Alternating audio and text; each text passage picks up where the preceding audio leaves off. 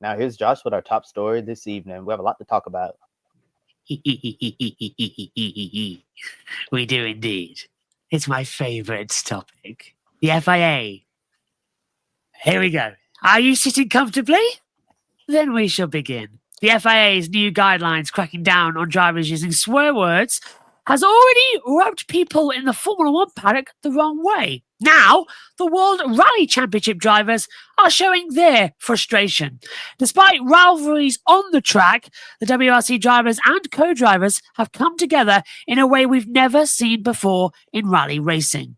They formed the World Rally Drivers Association, a group similar to the Grand Prix Drivers Association. Later in this segment, we'll read the letter written by the World Rally Drivers Association and shared on each driver's social media pages.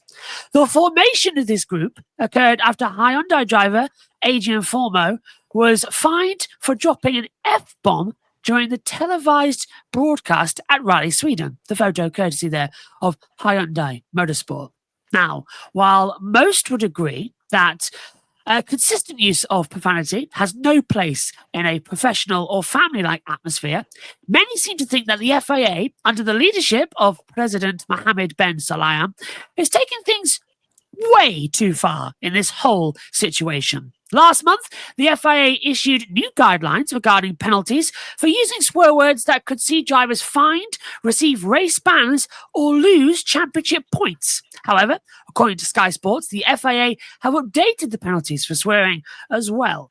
Now, a first-time offender will receive a fine. A second offence would include a larger fine plus a 1-month suspension, and a third offence would result in a massive fine, 1-month suspension, and a loss of championship points. The link to this article is in the video description and graphic courtesy of WoRDA.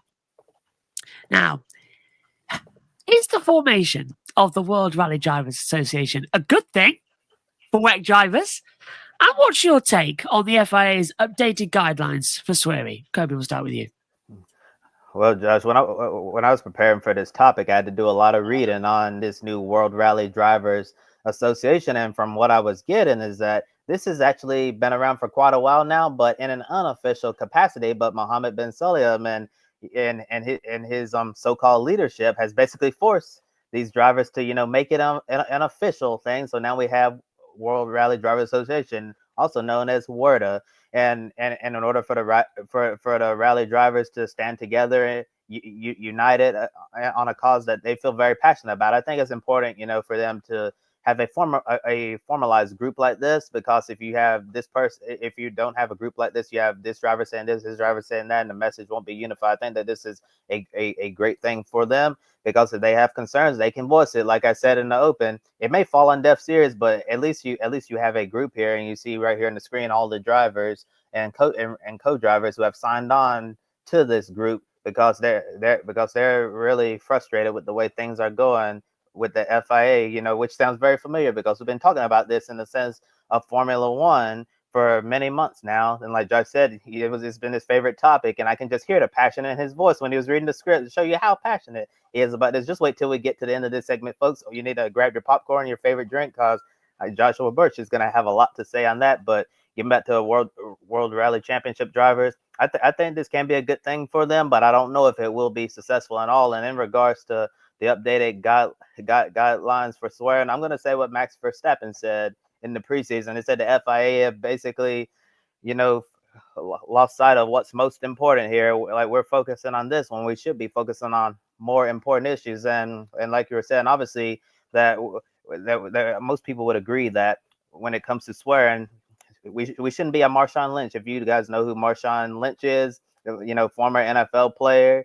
He's someone, whenever you see him in an interview, he uses swear words a lot, and if he met Mohammed bin Sulayem, Marshawn Lynch would not have any money left. Just to let you know how much he swears in a sentence.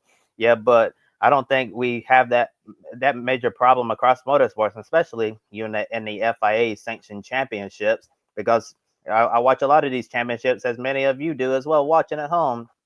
And when these drivers are doing interviews, you don't really see the problem with them, using swear words. So I think we're making a non-existent issue into a far bigger issue then it needs to be here. And Adam Limerick in the comments says that the FIA is nuts and Mohammed bin Sulayem is beyond crazy. How can I get Josh to become the FIA president? He's perfect. And also, hello to Omi. Glad to have you watching tonight. What do you think, Matt? Well, good evening, everyone. First of all, the Rally Drivers Association WoRDA sounds like something that you see on your desktop next to Excel, isn't it? WoRDA. Great for the sport, for rallying. As you said, Kobe, this has kind of been around, bubbling around in the background unofficially for a long time. Finally, it's taken this to trip itself out the door and make itself official. But for the sport of WRC, I think this is great. They can have more of a say about safety, stages, itinerary, all of the kind of things that a lot of the drivers and teams perhaps would have a little moan and dig about from now and again. So just in the WRC thing, I think it's really good going forward. Whether this is linked to the second or third part of this story, that we're going to talk about, I guess it is off the back of the Adrian Formo thing, which we mentioned on the show last week in Hots and Knots, actually. Kind of thought this might be coming, and here we go. So for the WRC, I think it's excellent that they've got, much like the GPDA in Formula One, they've got the drivers' union now as such to go forward with suggestions, ideas, annoyances, grievances, all of that kind of thing as an official body, which is really good. On the swearing general thing, I agree with you, Kobe. We see, especially, let's take WRC because this is the bulk of this portion of the program. They come out the stage. They've just been doing 200 kilometers an hour on gravel, wet tarmac, on ice and snow like it was in Sweden. The adrenaline is up, the blood is pumping, and if you've made a mistake, you might, especially if you're in a second language, which everyone apart from Melvin Evans pretty much is in WRC, something might slip out, and that's kind of what happened with Formo. You go to a new team as a foreign driver, you learn hello, goodbye, and swear words from the mechanics. That's the first thing you get taught in English if you've come from a different speaking country. So, but as you say, on the TV interviews, really, like the pen interviews from Formula One, similar for MotoGP, although that's obviously FIA, we don't hear it much. It's all radio stuff, really. This is all obviously spiraled after the George and Max thing at the end of the season and such like, which we talked about at the time. So, yes, mountains from molehills being done on the Place de la Concorde in Paris. The World Riders Association in Dorna stood up to this a long time ago, man, as you well know as well. They are very much have more control. I'm very much delighted to see that WoRDA are doing the same things. It's an interesting name, I must admit. It took me a while to get into it. Let's take a look at the letter they published out there as well. Obviously, it starts with a logo at the top and a statement, and it's regarding the drivers' misconduct. Here we go. The rally drivers and co-drivers of WoRDA, inspired by their GPDA colleagues, joined together to express their opinion, seek clarity, and cooperative towards a brighter future. Now, first and foremost, we wish to state that, as is the case with every sport, competitors must abide by the referee's decision. The respect of this principle is not in question. We are not all full-time professionals, yet we all face the same extreme conditions with the same relentless passion, whether navigating through dense forests, across frozen roads in the dead of night, or through the dust of treacherous gravel tracks. We've pushed ourselves to the limit, against the elements, against the clock, and against our own limits. Beyond racing, our role has expanded. Today, rally drivers and co-drivers are not only athletes, but also entertainers, content creators, and constant media figures, from the smartphones of spectators to the official WRC cameras.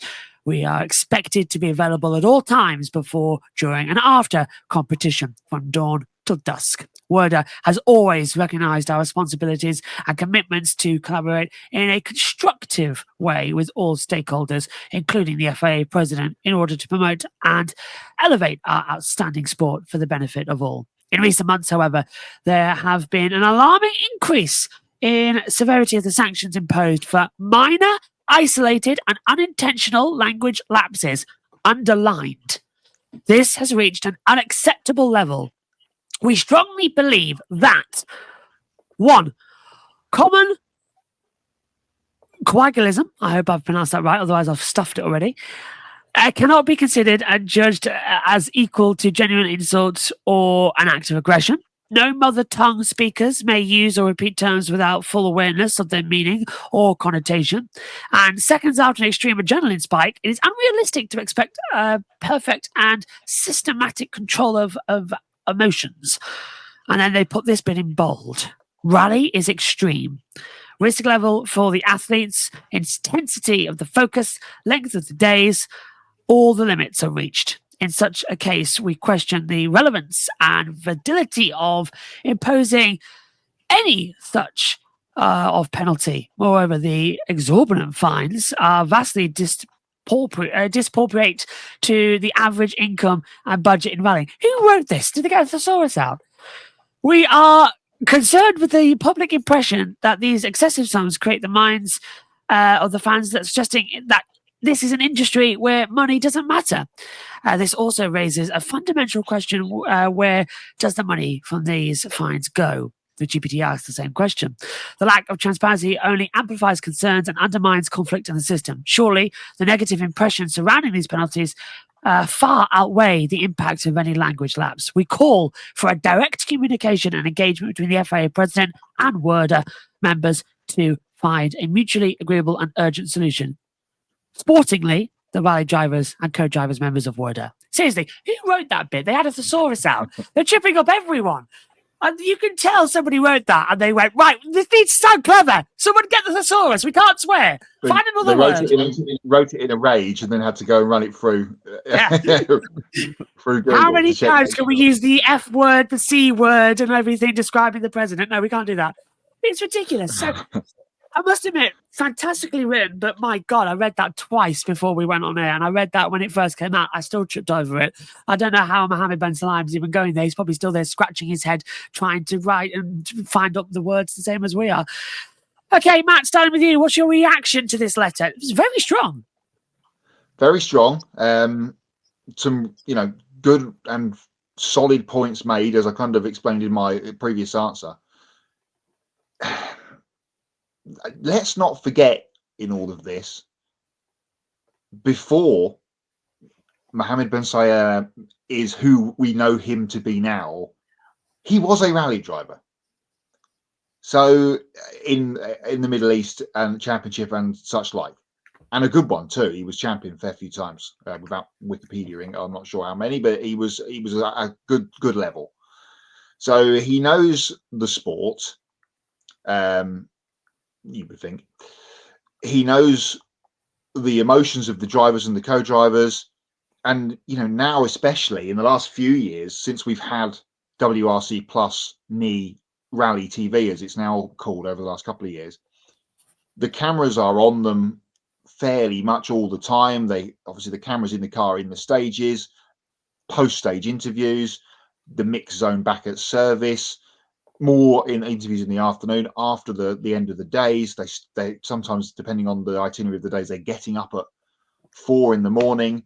to go down to have, and the crew's the same, service the car pre-day. It's park firm at the end of the day, so a lot of the time, and then the service is done in the morning before they then go out to the road sections at silly o'clock in the morning to get to the first stage, which could be 100 kilometers down the road to get to.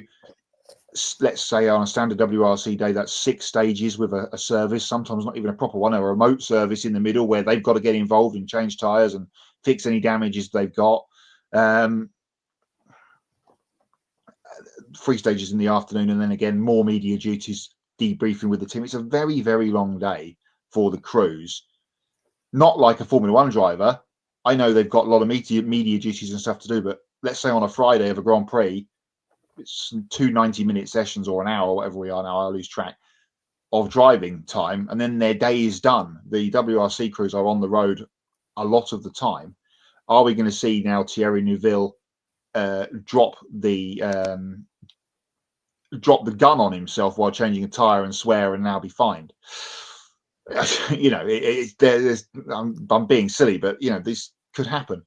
Adrian Formeau was fined 10,000 for his sweary moment in Sweden last week, 10,000 euros.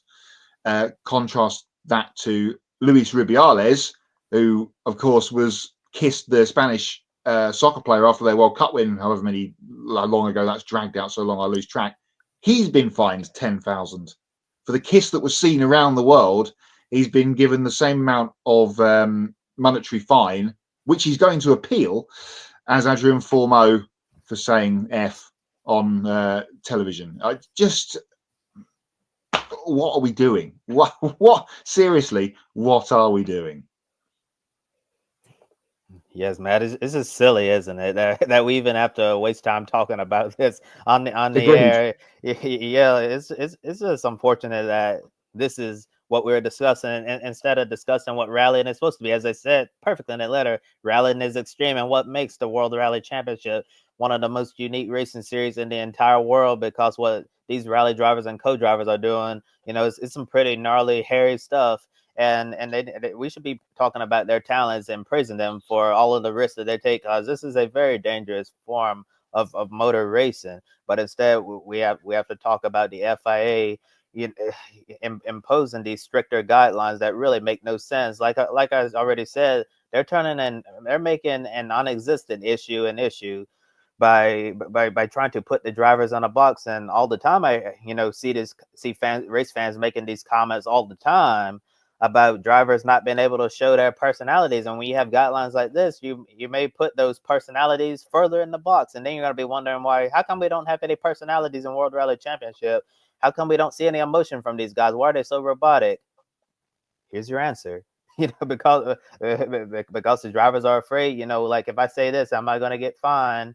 And if I become a second time offender, then I'm going to be set on the sideline for a month, which is probably going to, well, it will end up killing my championship hopes. And hopefully we would never get to a point where someone is getting a second or a third offense there. Once you get a third offense, you get to losing championship points, which is really silly in my opinion.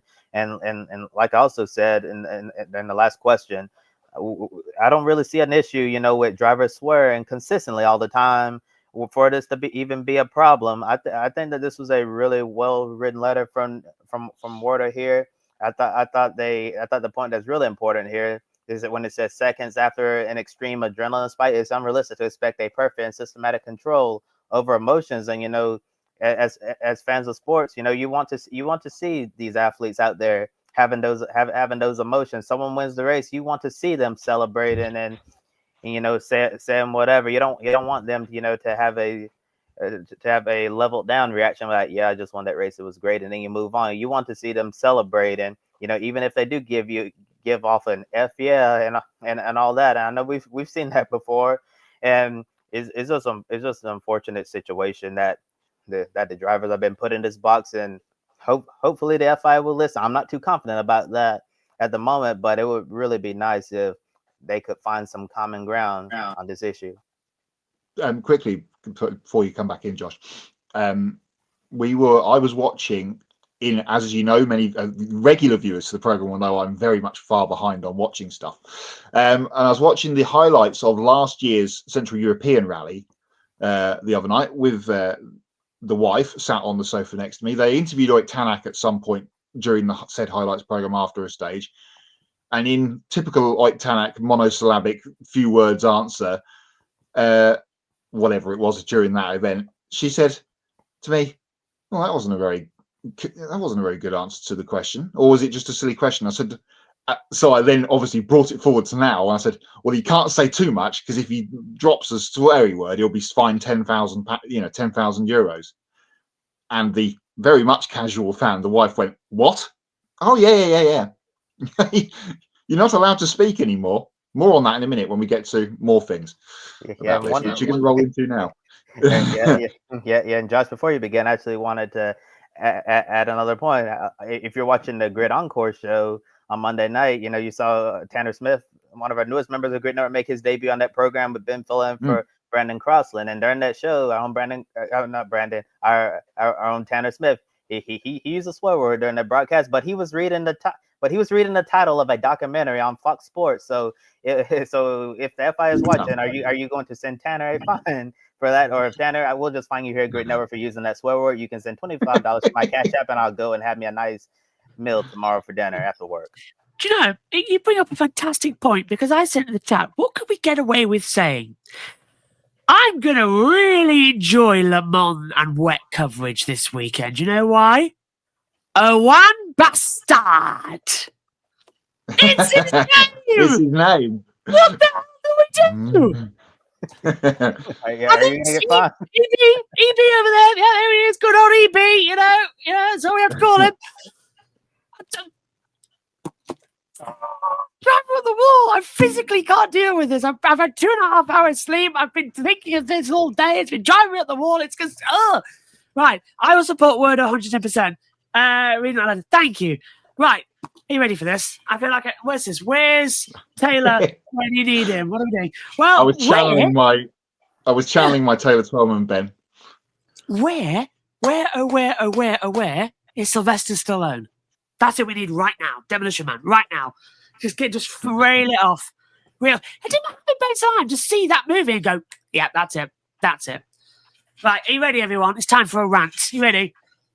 Stretch out. Stretching. Stretch.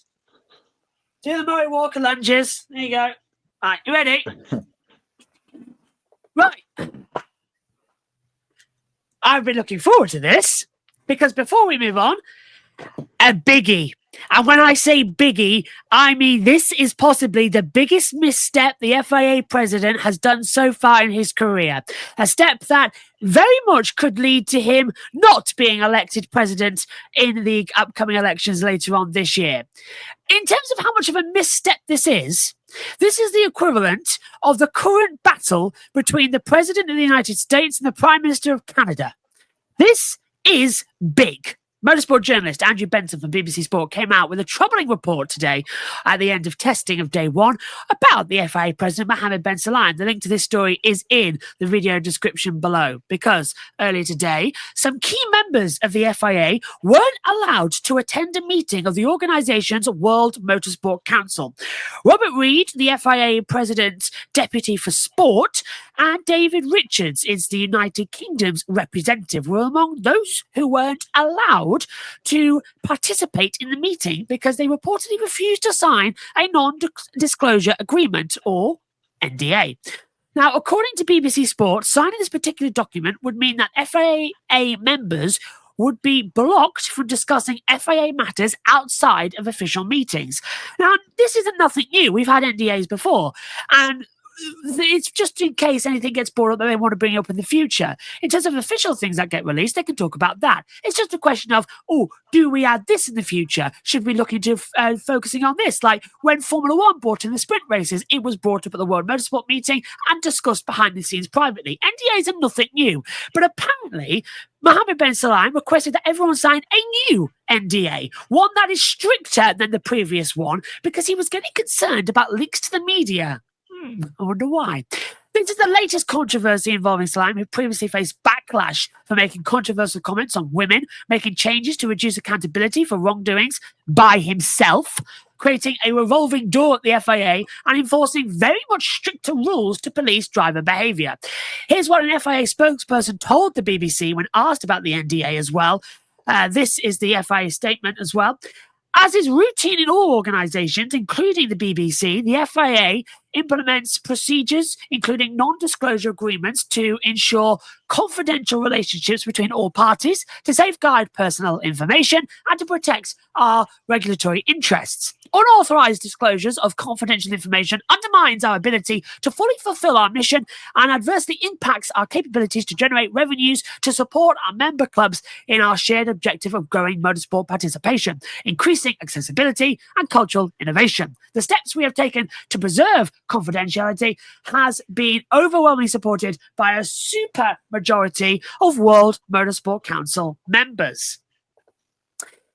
Don't shoot me, sir. I've read the line. It's okay. I've done as you asked.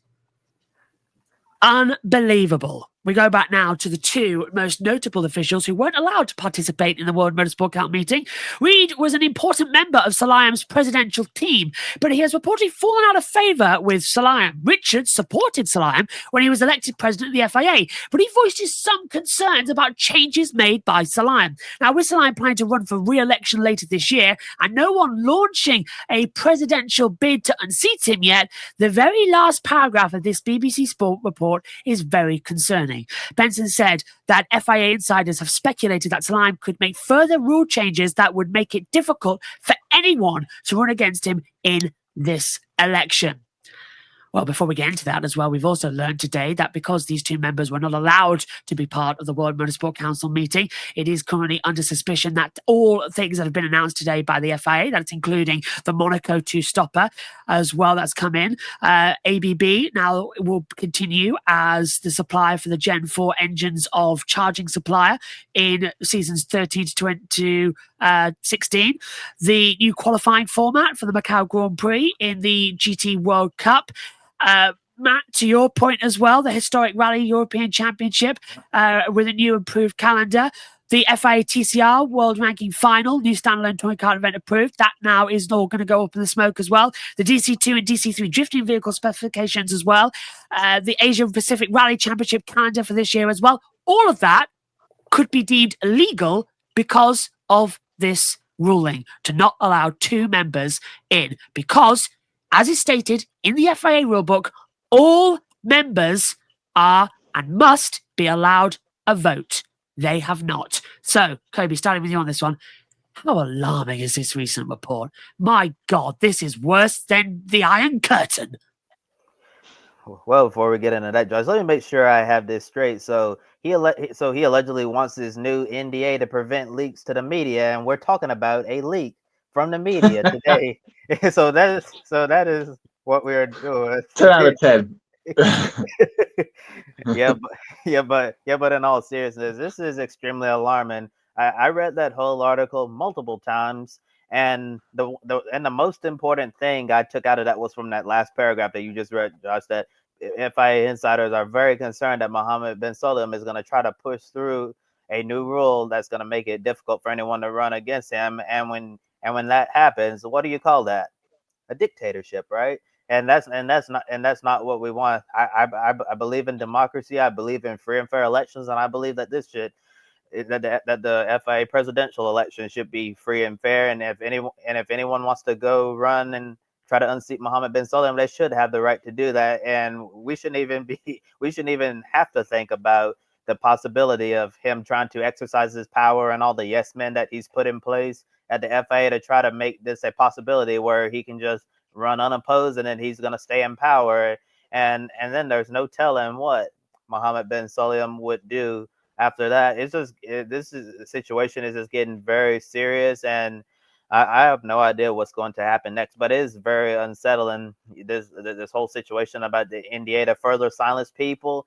And then we've already been talking about the revolving door over the last several months on this show for over the last year. We're talking about someone else leaving the FIA, and I believe right around the holidays, Josh went on a rant about all of the people who've left the FIA within the last year. And I have a feeling that a lot more people are going to leave if Mohammed bin Sulayem tries to push through all of this other stuff as well. But all of this is very concerning, especially that last part about him potentially creating a rule where it would just be him running unopposed. Hopefully that isn't the case. Hopefully someone will have the courage to run against him, because I think it's fair to say that most people are not on the side of Mohammed bin Sulayem and they're ready to see him go, because this just can't last. Is not healthy at all, and more people are really beginning to dislike this guy. At first it was everyone in the F1 paddock basically, and now you got the World Rally Championship drivers on it. Like, who's next? Are we going to see other drivers from other FIA sanctioned championships get on board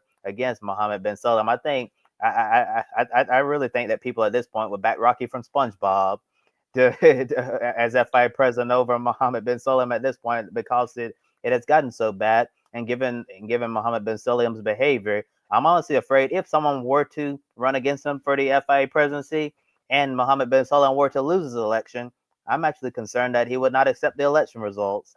So that's definitely one of the concerns on my mind. Storm the FIA!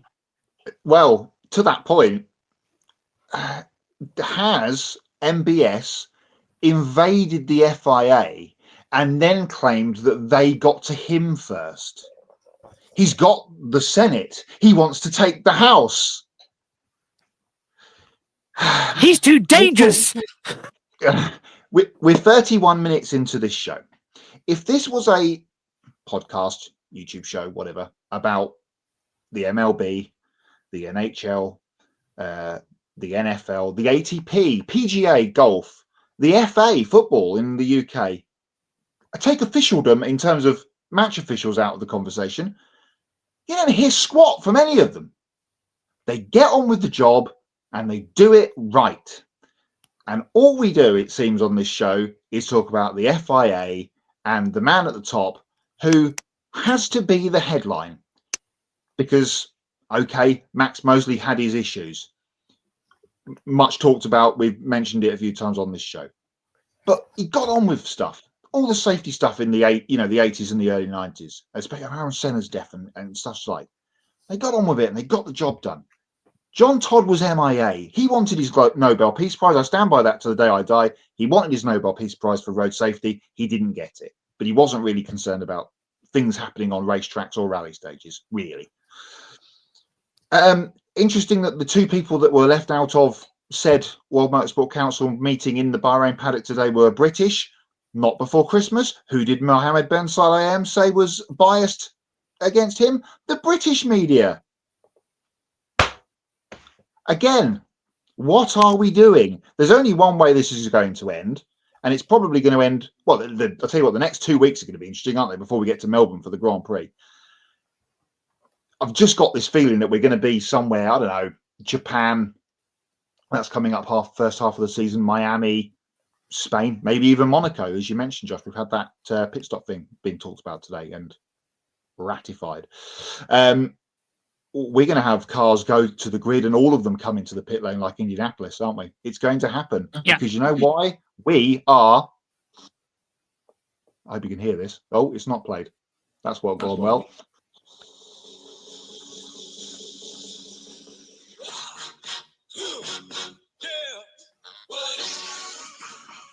FIA cash and money. What about war? Where is this money going to? Who is paying for their Christmas do in Riyadh or Rwanda? All the drivers are paying for it. It's the way it's going, folks. I just read something quite interesting about the presidential fund, because they've published, since we've been on air, they've published the report from today about they've published it online. Look, there he is. There he is, sitting behind his throne, the Iron Throne and all that. It says that when the members were told about the presidential fund, the Presidential Development Fund, World Motorsport Council members received an overview of the Presidential Development Fund that will provide members clubs with cooperative multi-year support as well for high-impact projects as well. Now, remember when he came in, the reason Mohammed Ben Sulayem was elected was because you have basically every country gets a section of votes. The UK actually gets the least amount of votes. I think it's 9. And there's other places like Saudi Arabia, and they get like 25. Saudi Arabia, Dubai, and they're all linked in over there. They get 25 as a whole because there's more countries. The UK gets 9. Europe, I think, gets 13. So it's we're very much least on the list there. By excluding 2 of the members, you get rid of a majority of that 9% of votes. So it's very much now, you only need a majority to get these rules passed. And the majority is coming from those who got him into power by submitting the dough, the $1 million to run. And that's coming from Saudi Arabia, Dubai, all those places who had him in that don't have a motorsport country, that are trying to whitewash, let's be honest, their country with sport. And it's like, yeah, sure, we'll back you, we'll throw the money in. They only did that on the promise that Mohammed Ben Sulayem would share the cash and put the money back to them. It hasn't come up. Listen to what he's putting in. Affordable cross-car motorsport in a box, the sporting event. Esports and karting. No mention of the Middle East Asia Championships at all. Nothing. Nothing in karting in Asia that we were planning. Nothing on karting in Saudi Arabia that was promised. Nothing. Not a thing. Why are we surprised? He lies about everything. It feels like we're talking about Donald Trump, honestly. But this is what I was surprised. Would you like to know what the annual sum is for the president of the FIA, who is supposed to go round to every single motorsport event, but seems to be obsessed with Formula One, like a certain president of the past, Jean-Marie Bellest? Would you like to know how many in pounds he spends a year to travel to Formula One races and have all his little clubs? Go on. $750,000. That's in pounds, sorry. £750,000. It's not a great deal of money, is it? It's not a great deal of money, but would you like to know that that is only what he is diverting from his funds in order to put back in to karting and other sports? Would you like to know what the actual figure is? Go on. 3.2 million.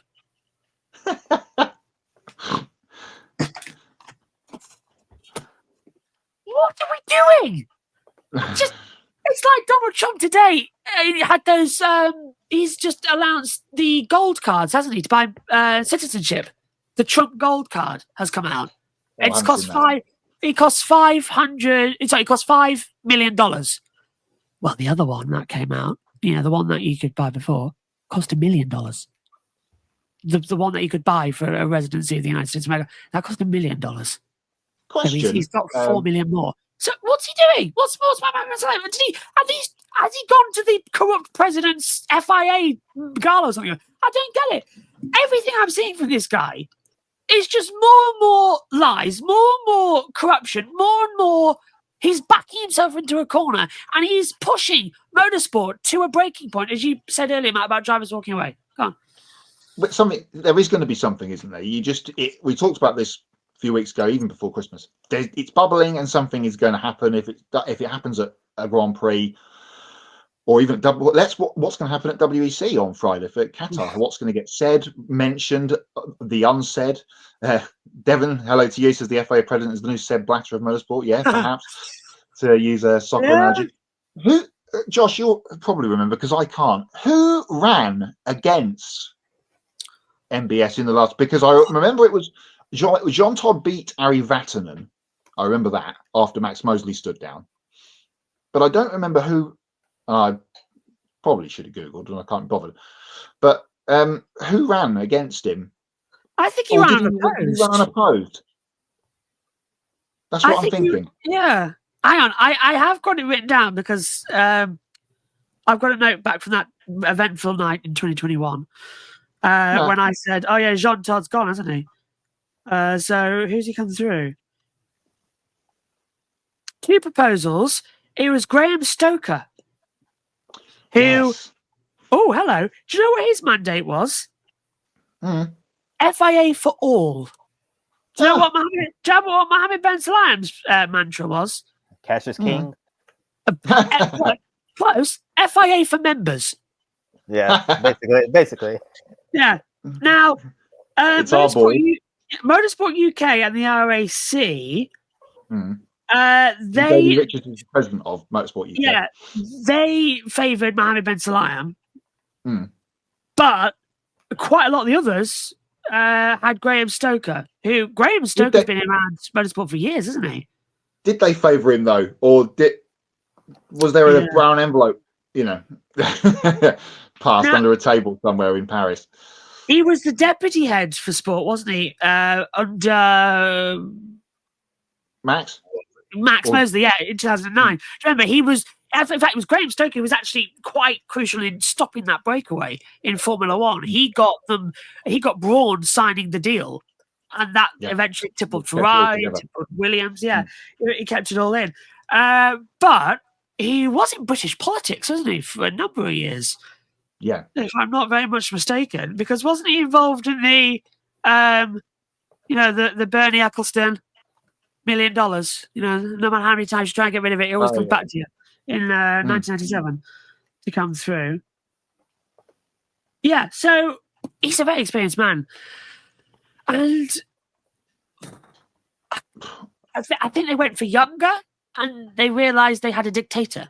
So, that's really worked out the way we wanted to. But how long have we talked about this now? 41 minutes. It's just on one man. We've done 41 minutes on one man who did anyone remember? Or was it last year or the year before when he said he was stepping away from Formula One? Yeah. Yes. How long did that F1 last? was sorted, he was going to leave it alone. I think it lasts like a day. Mm. You know what? I've got a message. Susie, if you're watching this and if the rumours are true, you have the support of every fan of motorsport in the entire world. Take him down. Because I think if anybody is justice deserved, it's you who can do this to him after what he did last Christmas. You can do it. That's a direct message.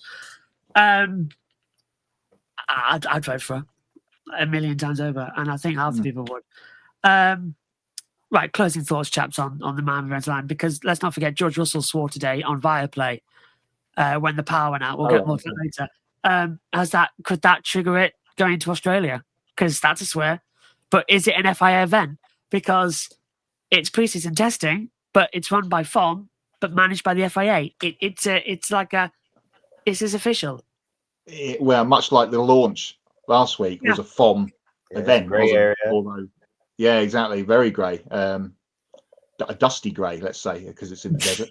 I don't know. I guess we'll find out tomorrow morning, or not. I'm so excited. More on George Russell later, but let's put this to bed for this week, and we'll probably. Yeah, you can absolutely 99.9 guarantee, Kobe, that you'll be writing some script stuff for us next week about this similar subject. Yeah, I have a feeling we're going to be talking about Mohammed bin Saleh on future episodes of Grid Tonight. I'm probably going to get a $10,000 fine now, by the way. Just so you know. I don't think I've said anything bad, but you know what he's like. You look at him funny and he strips you of your membership. Megan's walked into the commentary box. Kobe. Fine. Oh. Hey. Uh-oh. Are you going to read it? It's a hand-delivered fine. Is it from Mohammed bin Saleh? This is live TV, folks. It says $10,000 or else the Mike Shield gets it. They're not the ganja buns. Well, thank you, Megan. Tell him I will pay it. I will pay it when he gives us the 3.2 million back. Thank you, Megan. Oh, dear. I'm no longer Joshua Burch. I am renaming. I'm now William Flint. Nice to meet you. Middle name and mother's maiden name. They'll never find me. Right, going back to... hang on. Locking the door. Just locking the door. It's a lock-in. Right, let's get back to testing, shall we? Before they, bulldoze me down.